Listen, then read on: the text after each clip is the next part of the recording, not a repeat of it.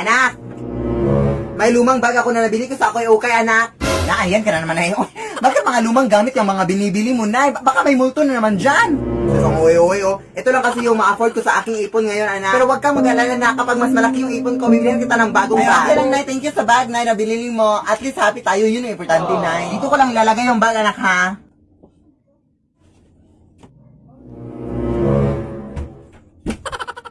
Nay! Parang nawala yung bag dito, Nay. Tanga ka ba? Ano yan? Ay, ito si Yui.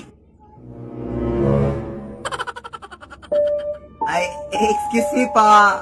Sino po kayo? Ate, bag ko po yan, ate. Bag ko po yan.